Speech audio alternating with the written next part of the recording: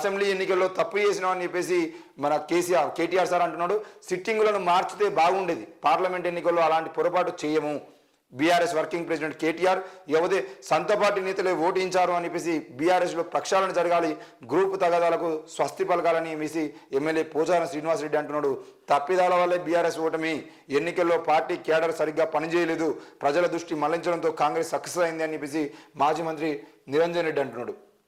మరి ఈ విషయంలో మేము తప్పు చేసినామని చెప్పేసి అయితే ముగ్గురే కాదు, బీఆర్ఎస్ పార్టీలో ఉన్నటువంటి సీనియర్ నాయకులు అందరూ కూడా ఒకటే మాట మాట్లాడుతున్నారు, మేము తప్పు చేసినాము.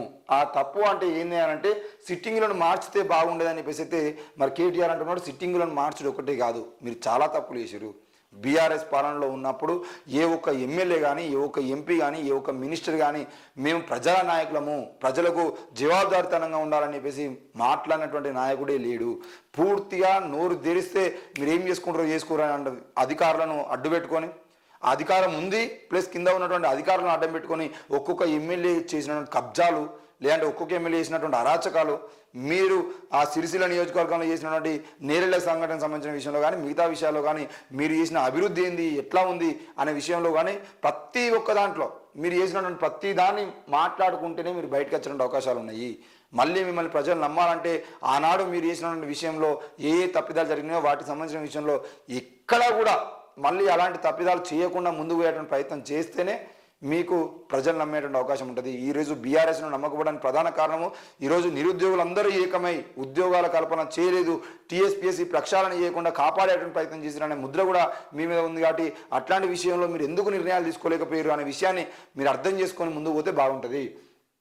అసెంబ్లీ ఎన్నికల్లో సిట్టింగ్లను మార్చితే బాగుండేదనని బీఆర్ఎస్ వర్కింగ్ ప్రెసిడెంట్ కేటీఆర్ అన్నారు. అలాంటి పొరపాటు పార్లమెంట్ ఎన్నికల్లో జరగనివ్వమని పేర్కొన్నారు. ఆదివారం తెలంగాణ భవన్లో నిర్వహించిన జహీరాబాద్ పార్లమెంటు సన్నాహక సమావేశంలో కేటీఆర్ మాట్లాడారు. నిజాం సాగర్ మండలంలో అందరికీ దళిత బంధు ఇచ్చినా కూడా మిగతా వర్గాలు బీఆర్ఎస్కు ఓటు వేయలేదన్నారు. బంధు పథకాల ప్రభావం బీఆర్ఎస్ పై పడిందన్నారు. కాంగ్రెస్కు ఓటేసిన వారు కూడా కేసీఆర్ సీఎం కానందుకు బాధపడుతున్నారని పేర్కొన్నారు. పార్లమెంట్ ఎన్నికల్లో త్రిముఖ పోటీ జరగబోతున్నదని, పరిస్థితులు బీఆర్ఎస్కు అనుకూలంగా ఉన్నాయన్నారు. జిల్లాల సంఖ్య తగ్గించేందుకు సీఎం రేవంత్ రెడ్డి కమిషన్ వేస్తున్నామంటున్నారు. అలా చేస్తే ప్రజలు ఊరుకుంటారా అని ప్రశ్నించారు.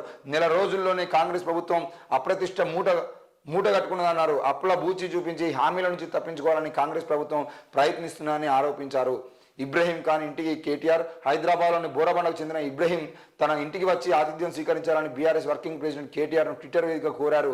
గత 10 ఏళ్లుగా బీఆర్ఎస్ ఆధ్వర్యంలో పగలు రాత్రి అని తేడా లేకుండా రాష్ట్ర అభివృద్ధి కోసం అద్భుతమైన పని చేశారని ట్వీట్లో తెలిపారు.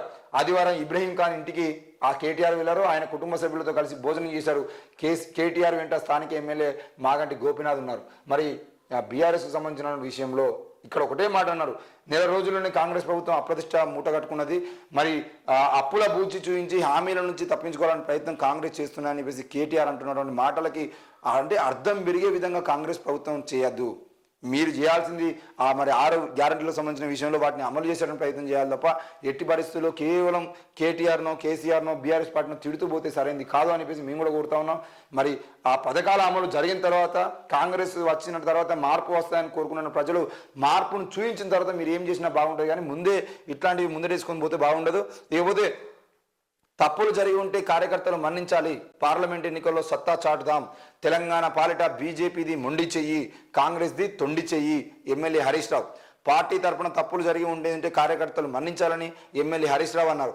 భవిష్యత్ బీఆర్ఎస్ పార్టీదేనని స్పష్టం చేశారు. తెలంగాణ భవన్లో ఆదివారం నిర్వహించిన జహీరాబాద్ పార్లమెంట్ సన్నాహక సమావేశంలో ఆయన మాట్లాడారు. అధికారం కోల్పోయినప్పటికీ పార్టీ కార్యకర్తల్లో మునుపటి ఉత్సాహమే కనిపిస్తున్నదని, ఈ సమావేశాలు జరుగుతున్న తీరు చూస్తే అర్థమవుతున్నదన్నారు. లోపాలను పునరావృతం చేయకుండా పార్లమెంట్ ఎన్నికల్లో సత్తా చాటాలని సూచించారు. బీఆర్ఎస్ ఎంపీలు లేకపోతే లోక్సభలో కాంగ్రెస్ బీజేపీలు ఆడిందే ఆట పాడిందే పాట అన్నట్టుగా ఉంటుందన్నారు. విభజన సమస్యలు ఇంకా పెండింగ్లోనే ఉన్నాయని, తెలంగాణకు న్యాయం చేయడం జాతీయ పార్టీల వల్ల కాదన్నారు. బీజేపీ ప్రభుత్వం తెలంగాణ సమస్యలను పరిష్కరించదు, కాంగ్రెస్ నిలదీయదు అని విమర్శించారు. తెలంగాణ పాలిట బీజేపీది మొండి చేయి అయితే కాంగ్రెస్ది తొండి చేయి అని దుయ్యబట్టారు. పేదల పుట్టా కొట్టద్దు, పేదలకు మేలు చేసే స్కీమ్స్ను రద్దు చేసి వారి పుట్టగొట్టొద్దని హరీష్ రావు పేర్కొన్నారు. ప్రజల ఆకాంక్షలకు అనుగుణంగా జిల్లాలు ఏర్పాటు చేసుకుంటే వాటి స్వరూపాన్ని కూడా మార్చాలని చూడడం దుర్మార్గం కాదా అని ప్రశ్నించారు. ప్రజాపాలనకు వచ్చిన దరఖాస్తుల్లో జాప్యం చేయకుండా మోక్షం కల్పించాలని సూచించారు. అడ్డగోలు నిబంధనలతో కోతలు పెడతామంటే కుదరదన్నారు. 100 రోజుల తర్వాత రాష్ట్రంలో కాంగ్రెస్ పప్పులు ఉడకవని స్పష్టం చేశారు. మరి 100 రోజుల తర్వాత ఉడకవాలంటే 100 రోజుల్లో మీరు ఏం చేయబోతున్నారో కూడా ప్రజలకు చెప్పాల్సిన అవసరం ఉంది. ఇక పోతే జిల్లాలకు సంబంధించిన విషయంలో తెలంగాణ రాష్ట్రం వచ్చిన తర్వాత 10 జిల్లాలుగా ఉన్న తెలంగాణ రాష్ట్రాన్ని 15 జిల్లాలో 20 జిల్లాలో చివరిగా బాగా ఎక్కువ అనుకుంటే ఇంకో 2-3 జిల్లాలు 22-23 జిల్లాలు చేస్తే సరిపోయేది. మరి 33 జిల్లాలు చేసి ఈరోజు తెలంగాణ రాష్ట్రంలో ఎందుకు మీరు ఇన్ని జిల్లాలను పెంచాల్సిన అవసరం వచ్చింది? ప్రజలు ఎవరు కూడా ఇన్ని జిల్లాలను అసలు అవసరం లేనటువంటి ప్రాంతాల్లో కూడా జిల్లాలను వివిధ రకాలుగా విభజించాలని ప్రయత్నం చేశారు. ఈరోజు వరంగల్ జిల్లాకు సంబంధించిన విషయంలో చూసింటే వరంగల్ జిల్లా, వరంగల్ అర్బన్, వరంగల్ రూరల్ అని చెప్పేసి హన్మకొండ వరంగల్ కనీసం 5 కిలోమీటర్ల దూరం ఉన్నాయి కూడా వాటిని 2 జిల్లాలుగా చేసేటువంటి ప్రయత్నం చేశారు.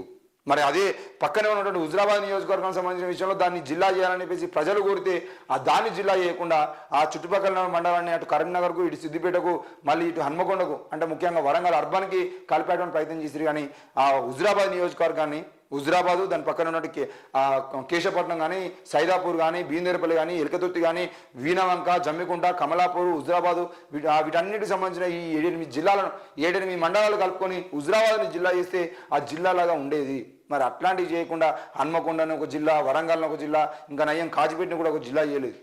మరి ఇట్లాంటి జిల్లాలకు సంబంధించిన విషయంలో మీరు తీసుకున్న నిర్ణయాలు కూడా సరైనవి లేవు. కాబట్టి ఈరోజు ప్రజలు వాటిని ఆనాడు వ్యతిరేకించారు. మరి కాంగ్రెస్ పార్టీ అధికారంలోకి వచ్చిన తర్వాత జిల్లాలకు సంబంధించిన విషయంలో కూడా అన్ని అవకతవకలు జరిగినాయి. జిల్లాలు ఎక్కువగా ఉండటం వల్ల సంక్షేమ పథకాలకు సంబంధించిన విషయంలో కానీ, అధికారుల విషయాలకు సంబంధించిన విషయంలో కానీ మొత్తం తప్పు జరుగుతుందని చెప్పేసి వాళ్ళు జిల్లాలను కుదిస్తామంటున్నారు. ఆ కుదిస్తా అనే క్రమంలో మరి బీఆర్ఎస్ వర్కింగ్ ప్రెసిడెంట్ కానీ, హరీష్ రావు కానీ వీళ్ళందరూ కూడా ఏమంటారు అంటే ఆ ప్రజలు ఊరుకుంటారా, ప్రజలు ఊరుకోరు అని చెప్పేసి బెదిరించడానికి ప్రయత్నం చేశారు. ప్రజలు ఊరుకుంటారా లేదా అనేది ప్రజలు చూసుకుంటారు. మళ్ళీ ప్రజల పక్షాన మీరే నాయకులుగా ఎందుకు చలామణి అవుతున్నారు? ఈరోజు ప్రజలకి 33 జిల్లాలు అవసరమా లేదా అనేది ప్రజలు చూసుకునేటువంటి అంశము. మరి మీరు అధికారంలోకి వచ్చి ఇంకా పెంచేటువంటి ప్రయత్నం చేస్తారు. ఎందుకనంటే మీరు జిల్లాలు పంచుకునేటువంటి ప్రయత్నం చేసి ఇంకో సిరిసిల్ల జిల్లా నేను తీసుకుంటా, సిద్దిపేట జిల్లా హరీష్ రావు తీసుకుంటాడు, లేదంటే గజ్వేల్కు సంబంధించిన విషయంలో ఈ జిల్లా నేను తీసుకుంటా అని చెప్పేసి ఒక్కొక్క జిల్లాను ఒక్కొక్కరు పంచుకొని ప్రయత్నం చేశారు. మరి అట్లాంటి ప్రయత్నాలకు సంబంధించిన విషయంలో అట్లాంటి జరగకుండా చూసుకోవాల్సిన బాధ్యత మీ మీదే ఉండేది. అవి చేయకుండా ఈరోజు మళ్ళీ జిల్లాలను తగ్గిస్తామంటే 20 జిల్లాలు 25 జిల్లాలు తెలంగాణ సరిపోతుంది. 20 జిల్లాలే ఎక్కువ, 20 నుండి 25 జిల్లాల వరకు అయితే సరిపోయేది. మరి 33 జిల్లాలు చేయడం ద్వారా వచ్చిన లాభం ఏమున్నది? ఒక్కొక్క జిల్లాను 4-5 భాగాలుగా విడదీసి అసలు ఏ జిల్లాలో ఎవరున్నారు, ఏ నియోజకవర్గం ఎందులో కలిసింది, ఎంపీ ఒక జిల్లాకుంటే, ఎమ్మెల్యే ఒక జిల్లాకుంటే, జెడ్పీసీ ఇంకో జిల్లాకు సంబంధించిన వ్యక్తి. మరి అట్లాంటివి సంబంధించిన విషయంలో ఏం జరుగుతుంది? హుస్నాబాద్ నియోజకవర్గం చూస్తే హుస్నాబాద్ ఎమ్మెల్యేనేమో సిద్దిపేట నియోజకవర్గం వస్తుంది. ఆయన కరీంనగర్ ఎంపీ ఏమో అంటే హుస్నాబాద్ ఎంపీగా ఉన్నటువంటి వ్యక్తి ఏమో కరీంనగర్ జిల్లా, ఎమ్మెల్యేగా ఉన్నటువంటి వ్యక్తి ఏమో హుస్నాబాద్ జిల్లా, మన సిద్దిపేట జిల్లా. మరి అక్కడ జెడ్పీటీసీ ఎలకతుర్తి మండలానికి సంబంధించినటువంటి జెడ్పీటీసీ అయితేనేమో ఆయన హన్మకొండ జిల్లా. అంటే జెడ్పీటీసీ హన్మకొండ జిల్లా, ఎమ్మెల్యే సిద్దిపేట జిల్లా, ఎంపీ ఏమో కరీంనగర్ జిల్లా.